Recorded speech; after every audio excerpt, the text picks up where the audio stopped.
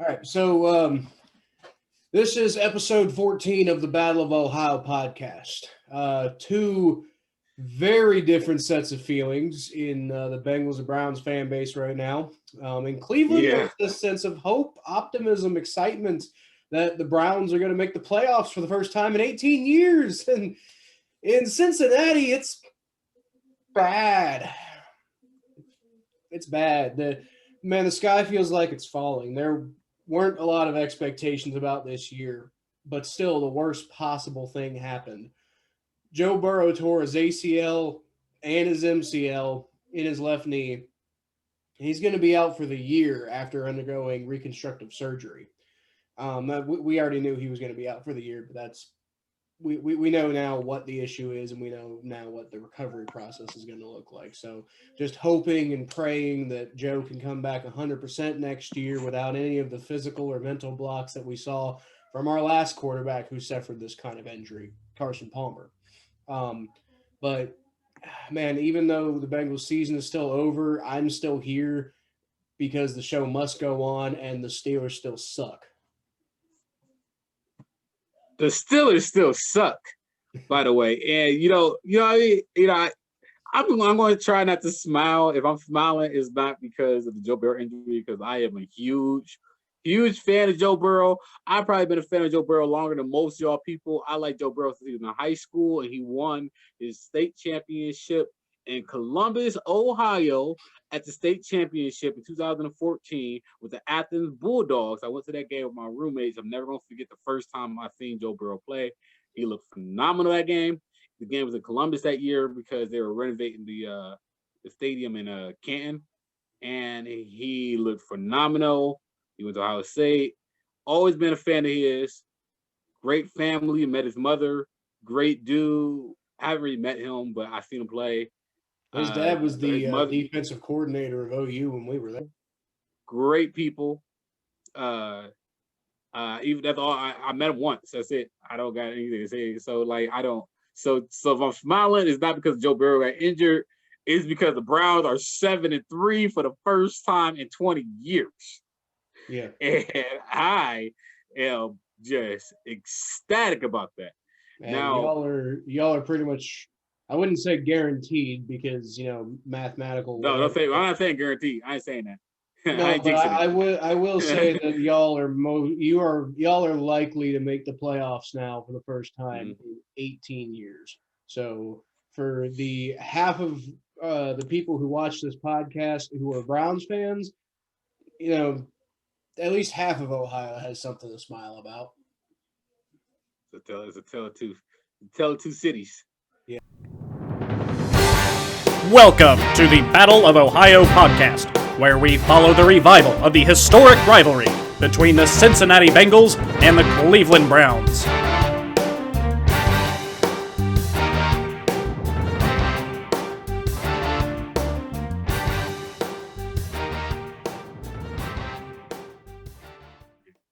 Oh, yeah. So what are you drinking today?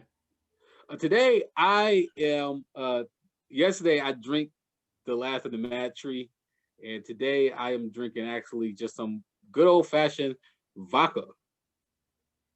Ooh, Smirnoff. Ooh, that's strong. Smirnoff. I might be drunk again this podcast. I poured a lot in here. Actually poured more in here than I should have. And I got Dr. Pepper. I got good old-fashioned Dr. Pepper. Chase. That's a Chase. Okay. I was going to say, one of my least favorite alcohol combinations actually is, I know a lot of people love it, but I hate it, is rum and Coke. I think that shit is disgusting. I love rum and Coke. But I do like, I'm not a big cola guy in the first place, but I do like it as a chaser. But mixed together, I can't do it at all. I am, once again, because I forgot to go to the store again, I am drinking a Schafferhofer. It was really good last time. So, we already know how I feel about that. But it was, it ain't really super potent of a drink. It's really more of just kind of like a drinking a drink for the sake of drinking, and oh yeah, also it has alcohol. It's not, the alcohol definitely isn't really the kind of the point of it, but it's tasty, so that's good. Let's go ahead and talk about these Browns though. Okay. So we can start this we can start the meat of this podcast out on a little bit more of a positive note, because the Browns did in fact defeat the Philadelphia Eagles, and you know, Thomas, actually when the last time the Browns beat the Philadelphia Eagles was? I think they said they lost 5 in a row against the Eagles. So I would probably want to say probably Bill Belichick in the 90s, probably the last person to beat him. That is correct. 1994. Boom! 1994. Boom! You know That's the year I was born. I got that right. Do you know who your quarterback was? Oh, dude, it was the guy after Bernie Kosar. Oh, I can't remember his name. Oh, this is killing me because I know I don't. Go ahead, say it. Super Bowl champion Mark Rippon. Yep. I'd never. He played for the Browns, honestly. Yeah.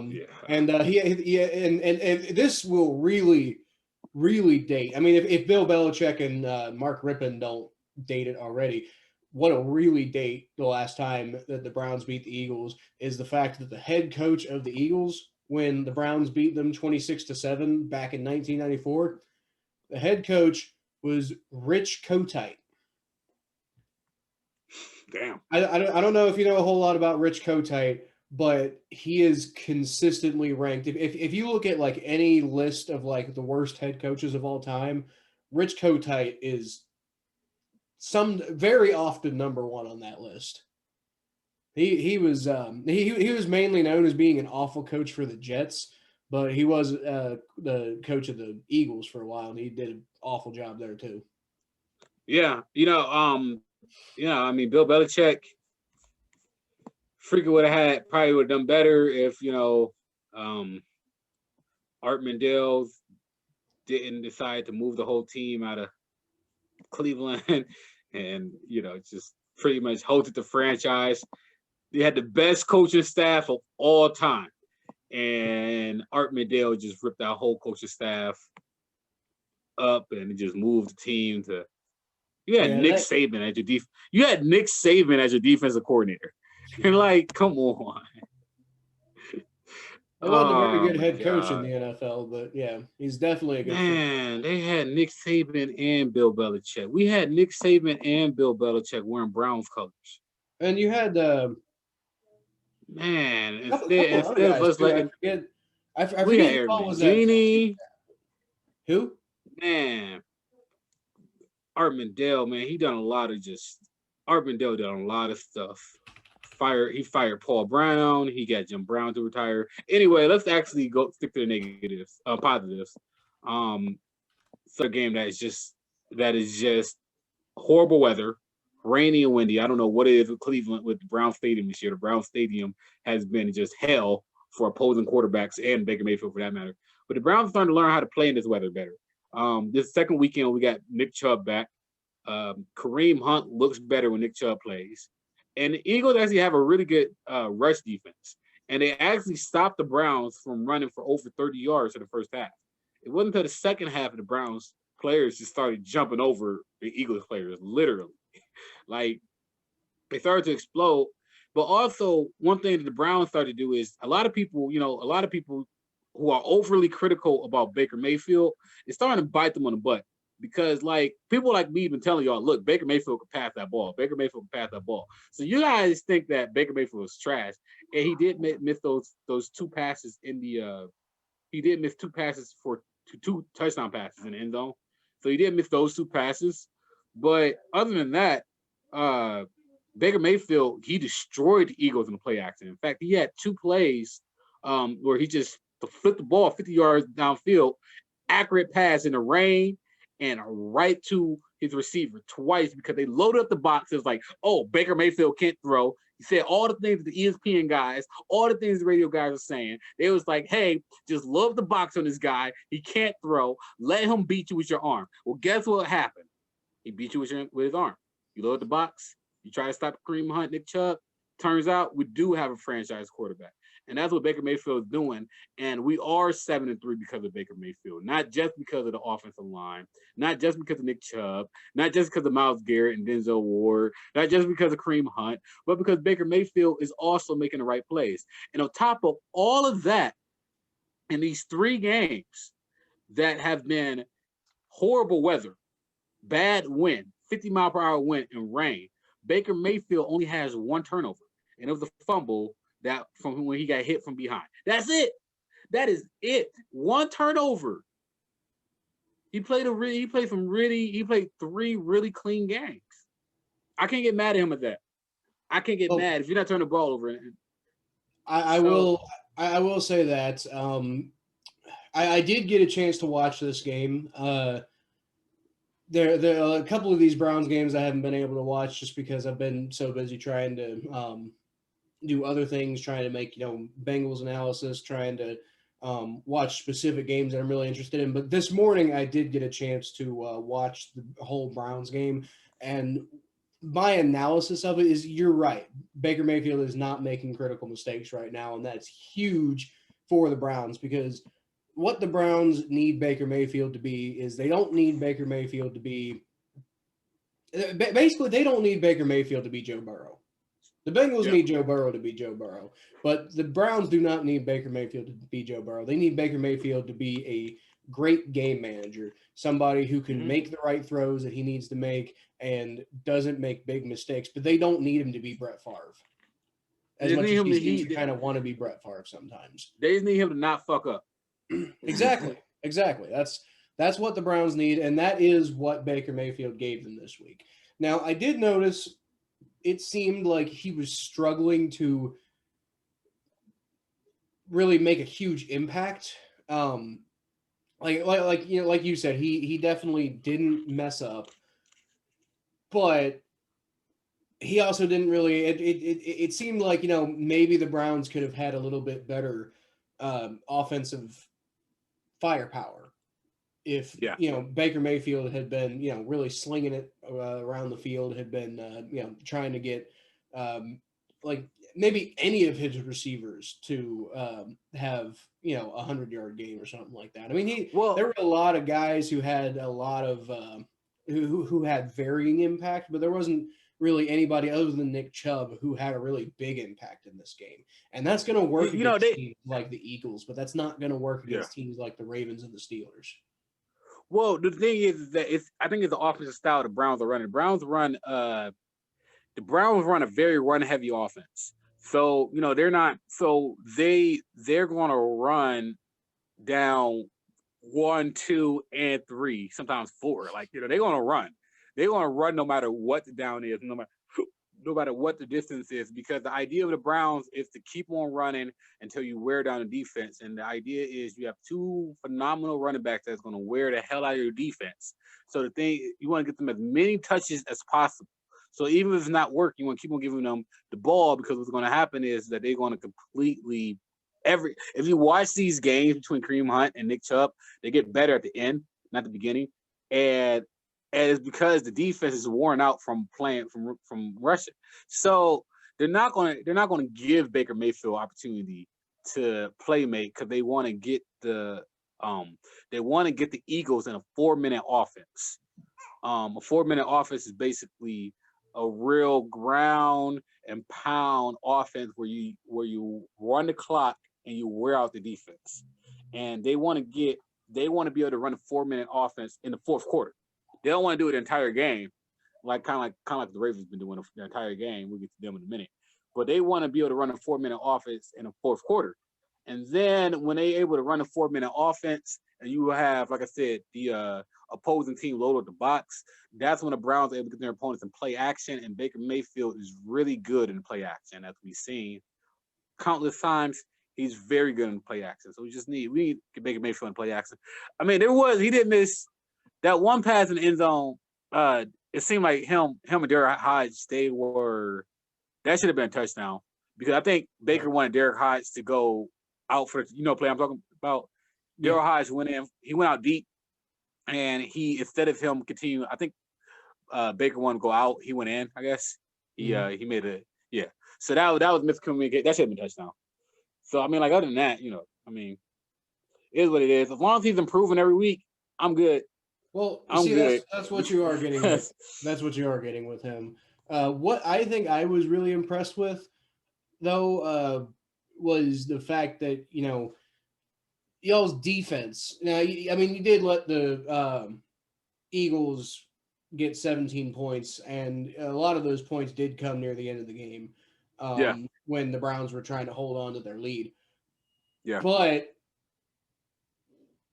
at the same time, the amount of pressure that y'all got on Carson Wentz without Myles Garrett, that should that should really, I think, instill a lot of positive feelings for Yeah. Browns fans of this team they've got here, is because you guys can still put a performance. Now, again, I know it's the Eagles, but still, the fact that y'all can still put up a performance like that without your best defensive player. Because I know that the Bengals, if the Bengals had to go out there with Jesse Bates, it'd be a massacre. There'd be no hope of anything whatsoever. I mean, like, if we don't fix this defense next year, if we don't get some new players in there to like help Jesse Bates do anything, then we're gonna look a lot like the Browns have looked like in recent years. But By the way, y'all pressured Carson Wentz. Y'all held Miles Sanders and Boston Scott to a pretty reasonable rushing total. Yeah. I think the Eagles did end up with over 100 yards rushing, but that was only with Carson Wentz and Jalen Hurts both getting rushing in there too. Yep. Yeah, by the way, the Browns also were missing. The reason why the Browns were missing Myles Garrett is because Myles Garrett had coronavirus, and I just want to say this. We don't talk politics on this podcast or anything, because I don't care which side you on or what you believe in or whatever. Let me say this from my own personal experience. I don't speak for nobody but myself. I don't care who y'all vote for, who y'all watch, whatever. Take the coronavirus seriously. Honestly, like, that's all I'm going to say. Just take it seriously. Like, I'm not saying you're going to die from it or whatnot, but people are losing their jobs. There's a lot going on. Just take it seriously, man. Just be smart. Try to stop the spread. The more serious everybody takes this, the faster we could get over this. I'm telling you this from my own experience. Yeah. It is real out here. Take this seriously. Everybody take this seriously. Like, this is, and it's very important. I mean, you can see it in front of your eyes in the way that's it's affecting the NFL. I mean, Joe Burrow said it himself. If you don't put your mask on, we might not get football this year. We did get football, but we're seeing a really, really weird year. It's crazy, and we're kind of getting used to it. But guys, remember, we're still in a pandemic, and Myles Garrett is still. I don't know how sick he is, but keep in mind, Myles Garrett is a 25-year-old NFL athlete with a perfect body. So if he could get sick from this virus, you can too. Yeah. That's all I gotta say about that. So just take this seriously, man. I think Myles Garrett's probably gonna be okay. But just take this virus seriously. That's all I'm gonna say. That's all. That's I don't care what you believe, whatever. I don't care who you voted for. We're in a pandemic, man. We're in a pandemic. This is not. Just take everything seriously. Like, please. I want to go to some baseball games this summer. So yeah. That's it. That's all I gotta say about that. I wholeheartedly agree. But yeah, like I said, the Browns getting, again, I know the Eagles aren't the greatest team in the world or anything, but it's another good victory for the Browns, who are now 7-3 and are really looking like, again, I'm not going to say a lock or anything like that, but are really looking like a team that is most likely going to be playing football in January. Yeah. Unlike another team that we're going to be talking about, unlike my team, obviously, but unlike another team that we're going to be talking about in this division that kind of struggling to stay in the playoff race in the moment. Ooh, Ravens. Ooh. I'm sorry.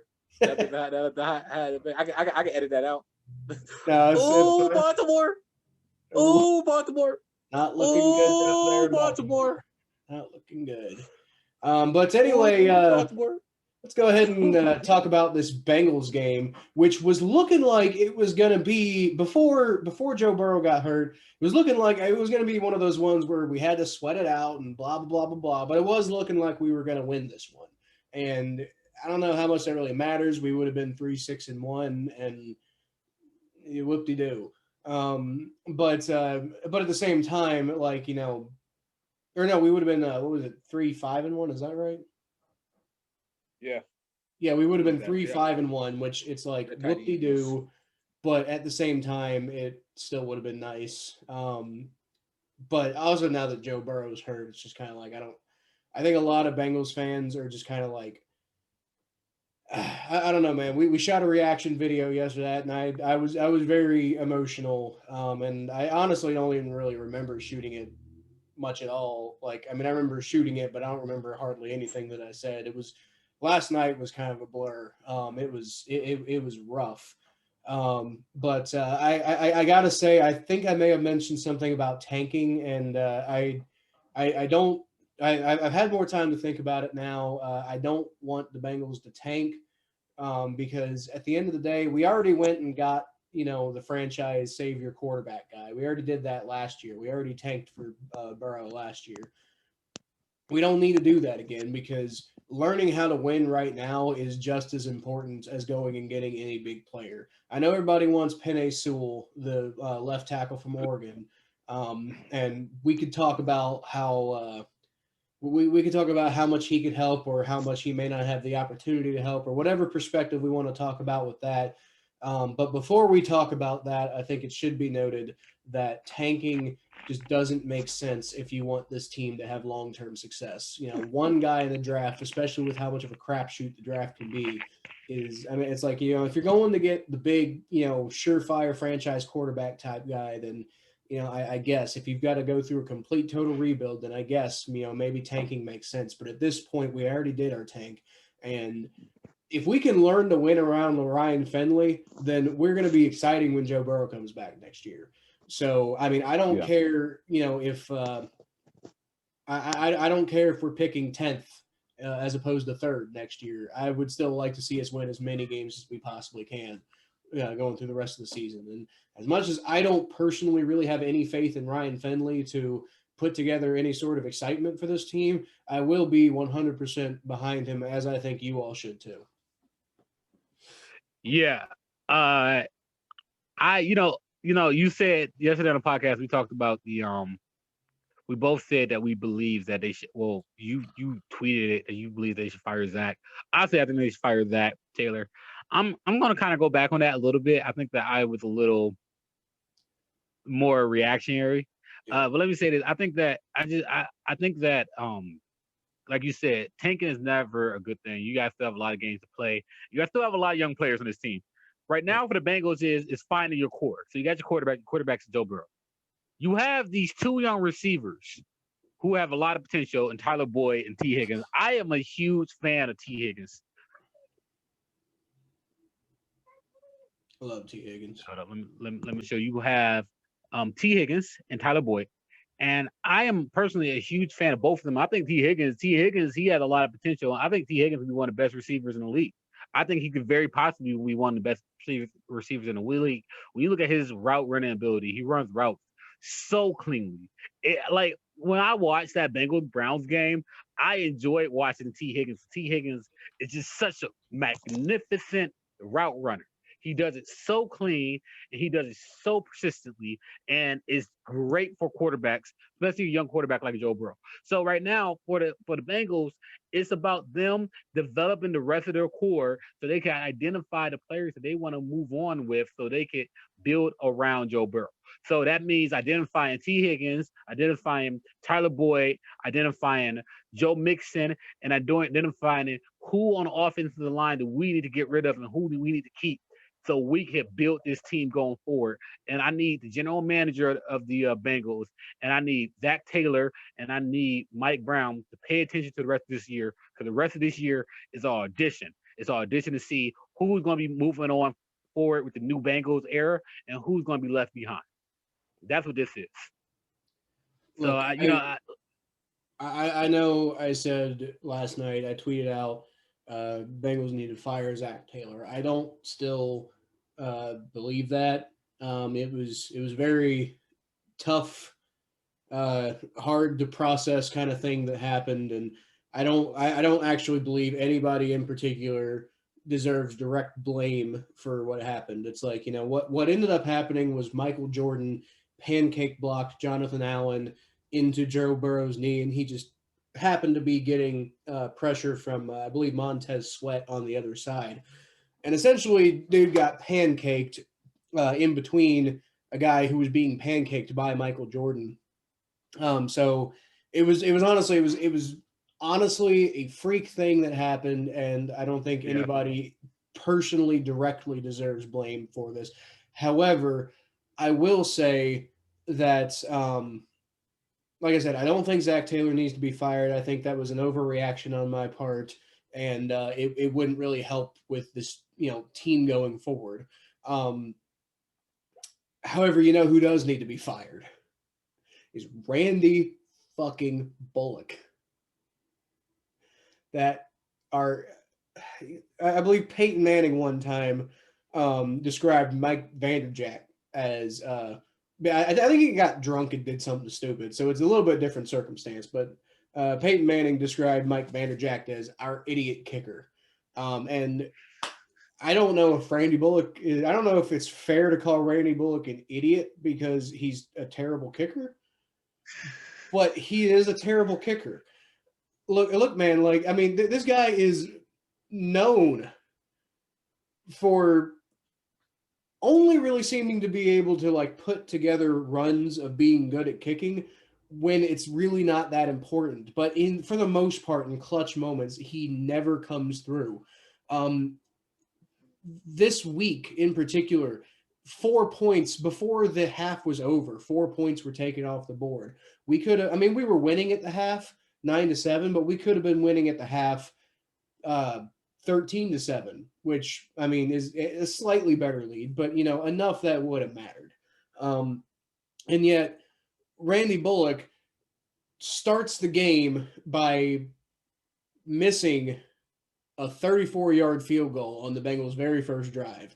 Joe Burrow gets them down the field, and it's a pretty good drive. It kind of fizzles out at the end, and Randy Bullock just doinks a 34-yard field goal right off the upright like an idiot.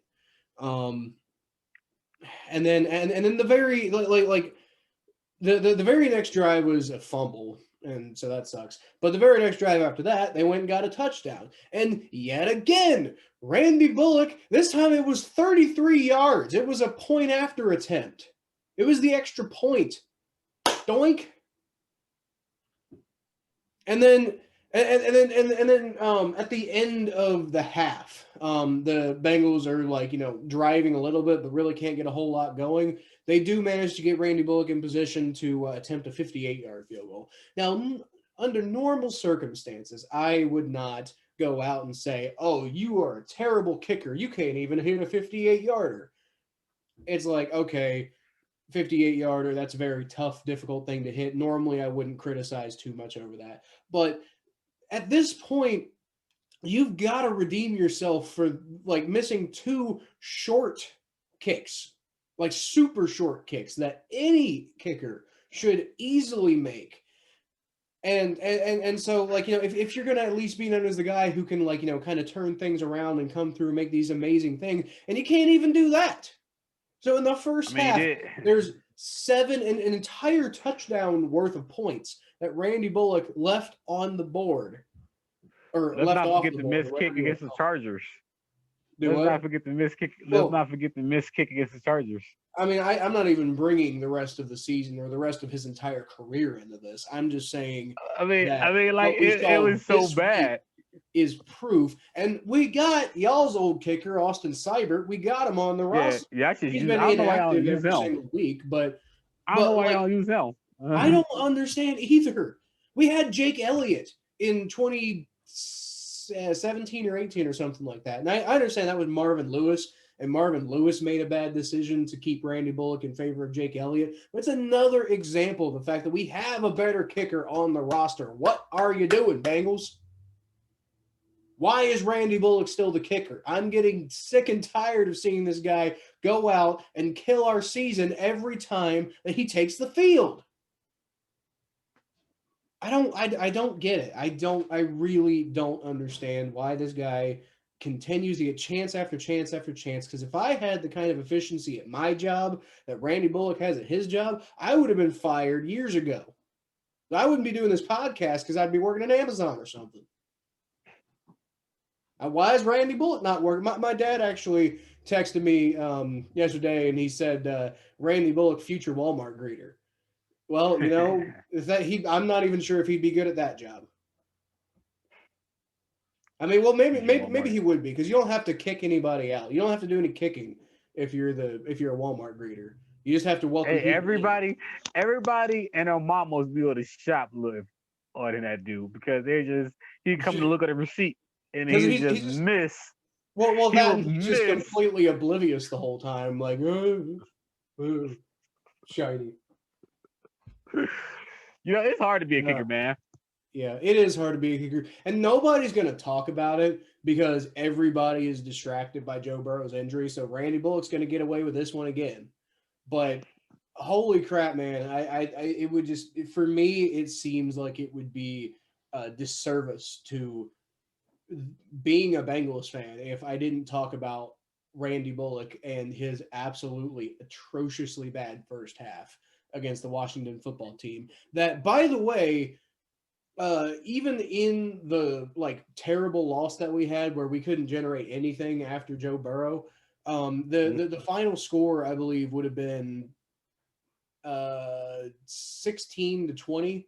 So we would have been within a touchdown of that final score would not have been 20-9. That final score would have been 20-16 if everything had happened the exact same after that. And there's a really good chance that it wouldn't have happened like that after that, because both teams would be playing a completely different game. Maybe the Bengals take more chances and give Ryan Finley more of an opportunity to try to do something. Although then again, how are they going to do that when Randy, I still got him on the mind, when Ryan Finley gets sacked 4 times in 4 drives? Dude's got 4 drives. I think he had 5 drives or something. I don't know. He didn't have a whole lot of drives near the end of the game, but this guy got sacked 4 times. Our offensive line has not improved, guys. The offensive line looks like it's gotten better. And Zach Taylor said after the game, if you just look at the film, then the offensive line's been improving. No, they haven't. They clearly haven't been improving. It's just Joe Burrow's learned how to work behind this offensive line and learn how to evade pressure better because of this offensive line. And we see the second you put somebody who's not used to dealing with their crap, then you're seeing 4 sacks in a quarter and a half. I just like how you said that. I am done dealing with your crap, offensive line. Yeah, I am done dealing with your crap. And if we don't do something about this offensive line in the offseason, I don't know if Bengals fans are going to take it. I don't know what Bengals fans are going to do. Even if we're in position to draft Penei Sewell, that'd be great. But that doesn't solve really. I mean, that injects talent, and then maybe you can work around the talent and do some cool stuff there, and that wouldn't be a bad pick by any means. But it doesn't solve the problem, because all of the problems on the offensive line right now are on the interior. Bobby Hart supposedly has been getting better. We'll see what happens when he's playing with Ryan Finley instead of Joe Burrow. But Jonah Williams is definitely, a pretty decent left tackle. Trey Hopkins is a pretty good center, but you've got Quentin Spain just got here, so it's kind of really hard to see just how really actually good he is. And then Michael Jordan clearly is not the answer at left guard. So we need to fix the interior before we need to fix the tackles. And maybe we should go get a tackle too. But if we're going to get Sewell, then we cannot rest on our laurels thinking that fixes the offensive line. We need to go do something, like we need to get Forrest Lamp. We need to go get Joe Tooney. We got to go do something about this, probably in free agency, because the draft pick is, even if the draft pick works out and turns into a great player, it's going to take a year or two. Yeah. To do is, honestly, I would just uproot. I pretty much uproot that whole offensive line. You probably know it better than me. But I think there's some good. I'm pretty sure there's a couple good offensive linemen that's going to be available this offseason. I don't know off the top of my head, but I'm guessing what's the Bengals cap space looking like this year? The Bengals. Their cap space going to look like. You get yes, actually. AJ Green. If you're considering that AJ Green is coming off the books, coming off the books, which actually, if just considering if you're not considering re-signing anybody, which includes AJ Green, includes William Jackson, and includes Carl Lawson, not taking those guys into account, the Bengals are likely going to have about $37 million in free cap space this upcoming year. Now, I actually did some research on this myself and did kind of like some simulations and stuff. So if you re-sign Carl Lawson at a fair price, you will re-sign William Jackson at a fair price. And maybe even if you re-sign AJ Green at, again, a fair price, then you're still probably looking at, between 17 and $20 million in open cap space. So that is, in my opinion, more than enough to go after one of these elite offensive linemen. Yeah, I would probably get one or two offensive linemen through free agency, and I would draft the best available offensive linemen in the first round. You get some good offensive linemen in the draft. There's been four, like for this past draft, there was four first round offensive linemen. I'm pretty sure most of them are doing well. I know Jedrick Wills is doing well, and the one from Louisville is doing pretty well. Yeah. Excuse me. What did you just say? Jedrick Wills. No. You said the guy from what college now? The one from Louisiana. Yeah, he the one doing good. Not Louisiana, Louisville. Oh, what Louisville. Was that? What was that? How did you pronounce that? Louisiana. No. The city in Kentucky. Oh, Louisville. Oh, you're not one of those people who call it how you say it? Louisville or something like that. How y'all? Yeah, also that's some. Well, you know what? The people who live in the city, I think, are the ones who get to decide how the city's pronounced. Well, here's the thing, though. Y'all can't decide that y'all going to speak the English language and then not speak the English language when you're pronouncing your own damn name. It is the English language. It's a Southern dialect. That's not English. That's Kentuckian. Well, it's a city in Kentucky. People from Cleveland, by the way, call Cincinnati, Kentucky. By the way, there's a lot of people who just say Cincinnati's Kentucky. I mean, a lot of people in Cincinnati call Cincinnati Kentucky too. So. Well, I mean, yeah, you're sounding pretty Kentucky right now, defending Louisville. Well, I'm from Kentucky, so that's a little different. Louisville. I don't know how to sound Louisville.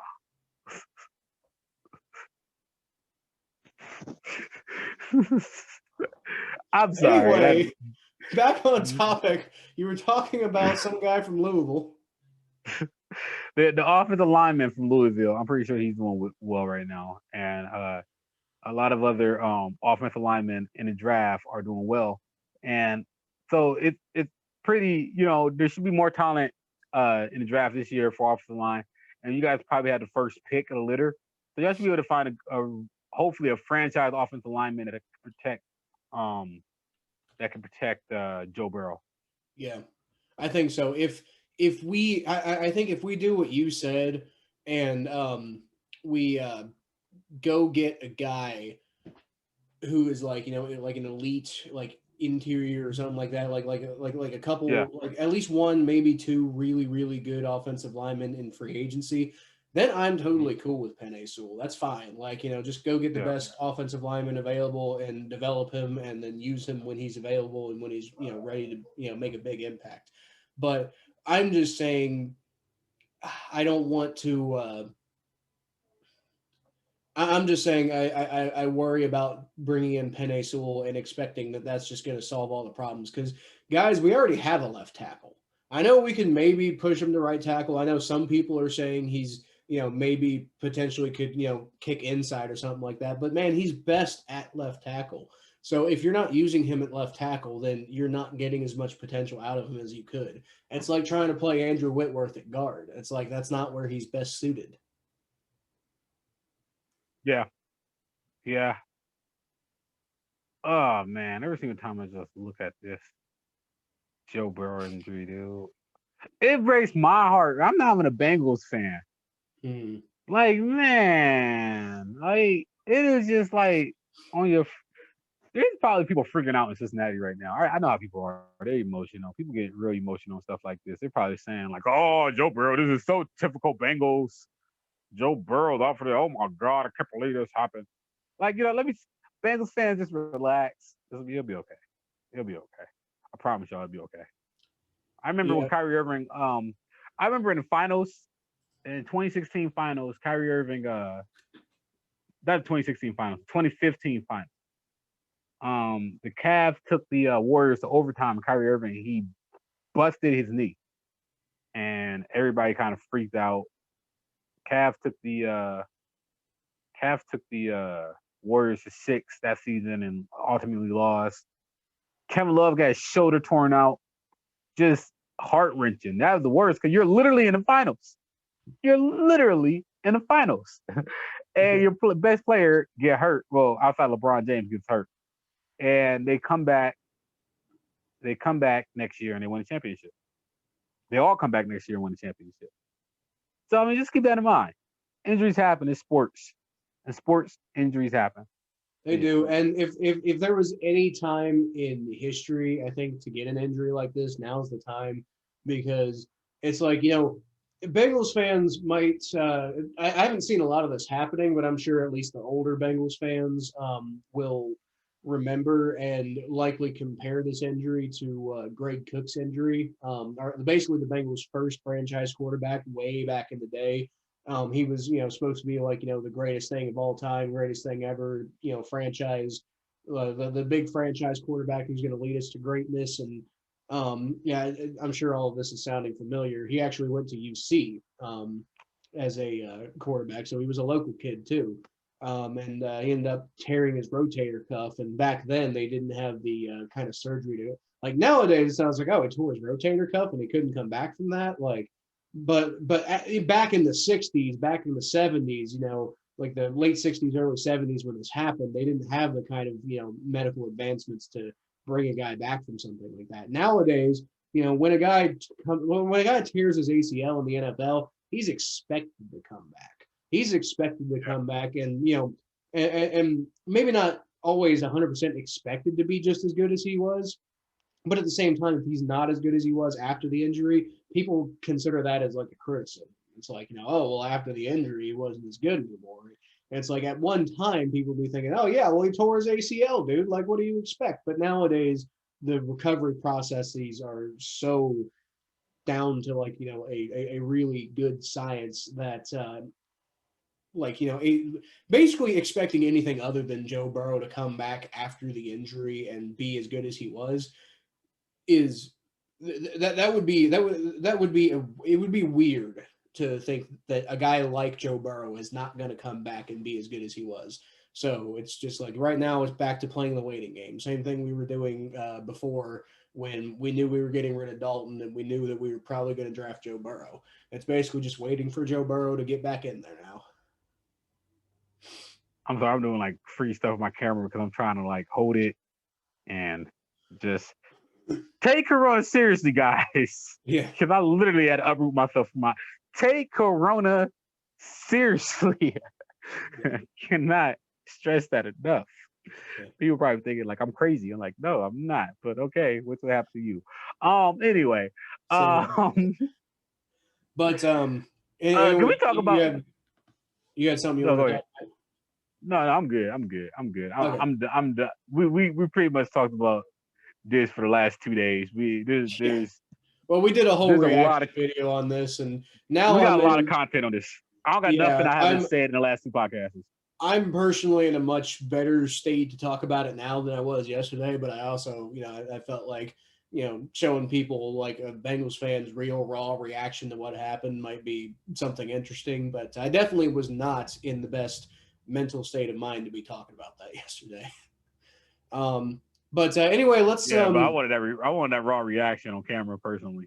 Yeah, I wanted to get that raw reaction. I mean, that's why I agree with you, because I felt like it could be as long as, like I said, as long as everybody, when you do watch that, or if you've already watched it, just take whatever I said at the time with a grain of salt. Because honestly, I don't even remember what I said. Like, I might have been reasonable, I might have been kind of insane. I don't know, because I was. It was about as close to like an emotional blackout as I've had ever, maybe. I don't usually get that emotional. I was drunk. I wanted to get drunk. I think I actually had just one beer because I knew that I didn't want to like start drinking to try to escape my problems or something like that, you know. But anyway, let's go ahead and move on to our next segment of the podcast, which is our weekly underrated player award. Who do you think, Thomas, deserves on the Browns more credit than they're getting for their performance? I'm actually going to go. Ironically, you talked about the kicker. I'm going to go with the kicker. In fact, I'm going to go with the entire special teams. The kicker, the punter, Donovan Peoples-Jones. These weather games, so much stuff can happen, especially when you're talking about the transition of balls, right? These are the fumbles, easy to miss field goals. These are the games that you would miss field goals and you would fumble on special teams. Donovan Peoples-Jones did a great job of fielding every punt and not fumbling. Jamie Gillian, our punter, did a great job of punting the ball and making sure that we had fantastic field position. And our kicker, Cody Parkey, did a great job of making every single kick that did he miss one or he missed one last week? I think he missed one last week, I think. Yeah, he missed one last week, but he made every single one this week. I'm pretty sure. Yeah, he did. So shout out to those people because without special teams, we wouldn't have won a game yesterday. We literally wouldn't have won a game yesterday. So you guys did a great job, and I appreciate you guys for being on top of that. Oh, and Dearness Johnson, you returned a couple kick returns, so I can't shout those three out and not shout you out either. So shout out to the kickers. The Browns did a great job on special teams. That made a world of difference in those weather games. Right. So for the Bengals, then I think I'm going to. There's I think a couple of guys. I think Hakeem Adeniji was one guy who I think looked pretty good. But at the same time, it's kind of hard to give anybody on the offensive line credit after what happened to Joe Burrow happened, and then after Joe Burrow went down. Then the offensive line just looked like complete crap for the rest of the game. So what I'll say is I think Samaje Perine deserves credit and probably isn't going to get a lot of credit.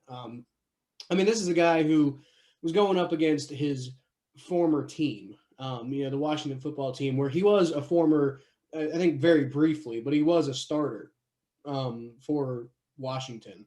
And now he is the third running back on the Bengals roster. Second running back now that with Joe Mixon hurt, but as far as the general depth chart flow goes, Samaje Perine is the third running back. Now he didn't do a whole lot in the running game.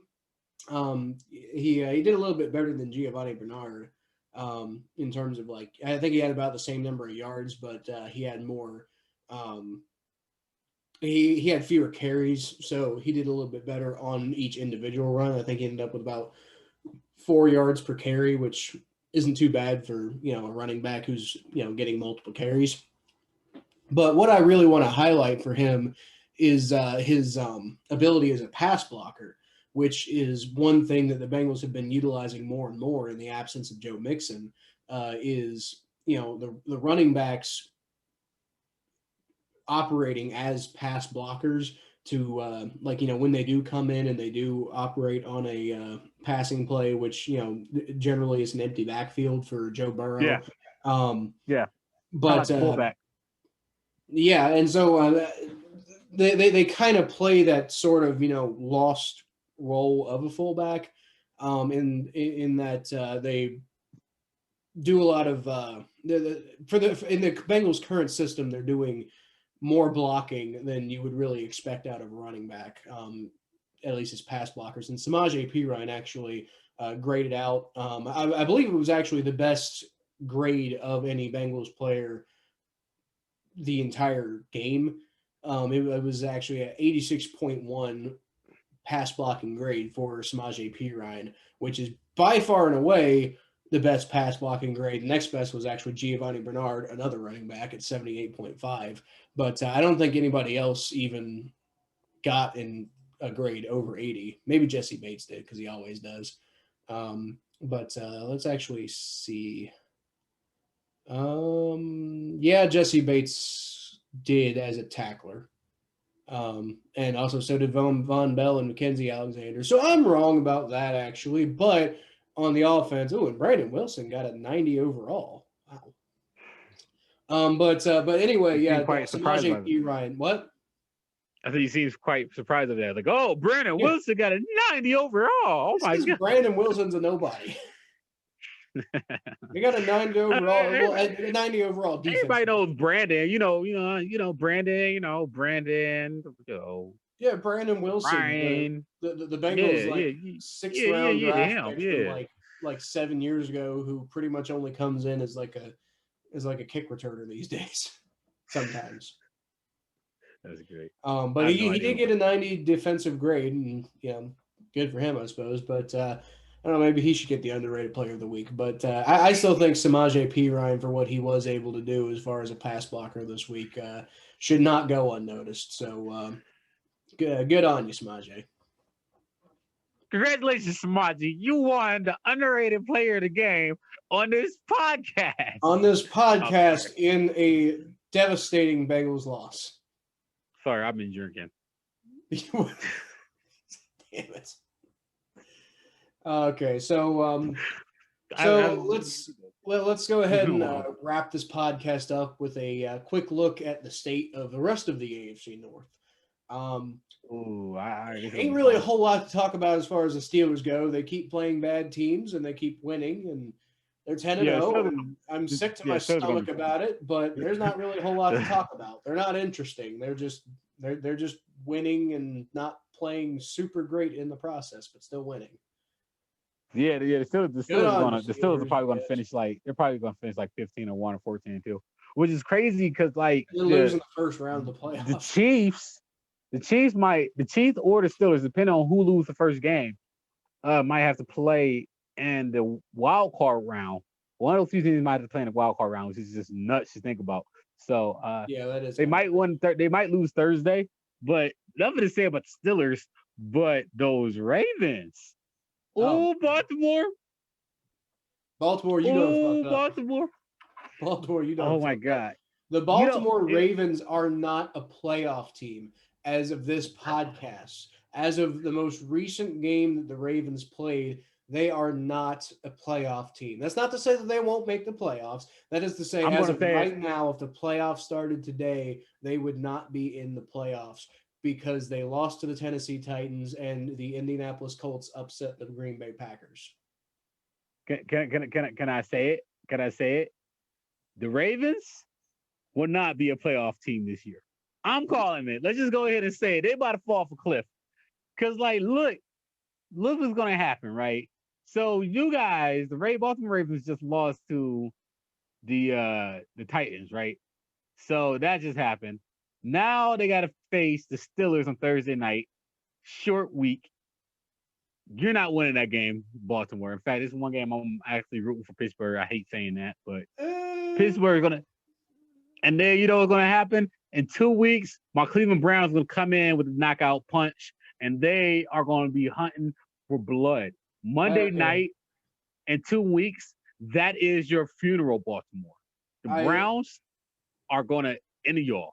I likely agree with that part, but I don't know. I think the Ravens are going to be. I think the Ravens with their backs up against the wall against the Steelers. I don't know. It just seems like. I don't know. It's not time for predictions yet. We'll actually, we haven't even. We still got to do the predictions recap once we're done with this episode. But I don't see it. I personally right now, and maybe my view will change by the time we do the predictions. I don't know, but right now I don't see the Ravens losing to the Steelers in the upcoming game. I do see them potentially not making the playoffs. I just don't think the Steelers are going to be the team that puts them there. Oh, I can't wait. I can't wait to see the Ravens collapse. Collapse, Baltimore. Trash ass team. This brought to you by a salty Browns fan who is very upset with his former team. Shut up. So Shut up on the halfway. That's Yeah. not cool. That's not cool. Anyway, that's I think that's all about do it. Like I said, not a whole lot to talk about in the AFC North this week. Just the Ravens really kind of starting to fall apart, and the Steelers just continuing to do the same thing they've been doing all year. We've already talked about it. There's nothing else more to talk about with the Steelers. Browns are in second place in the AFC North, and mostly, if I had to bet, most likely going to stay there. And the Bengals are worse than the NFC East. So anyway, that'll do it for this episode of the Battle of Ohio podcast. You can find us on YouTube. You can find me on all my social media platforms at Kyle Phelps 92 on Twitter, Facebook.com/The Phelps, and then you can find Thomas T_star94 on both Twitter and Instagram under the same name. YouTube at the Blowdown page, and if you like the content, if you want to help support us and do whatever, then like, comment, subscribe. Literally all of it helps us. If you do all three, that would be great. If you just do one of them, it still helps. Yeah. Appreciate you. So if you want to come on an episode, we are always looking to have people on various episodes, and we will find a time to do it. I got a couple people myself lined up. Thomas, I know, has one person lined up. So we would definitely in the next coming weeks, I think, be having more and more people come on the podcast with us. But we'll always be looking for more people. So if you want to come on, just let me or Thomas know. Yeah, Hoo Day. Go Browns.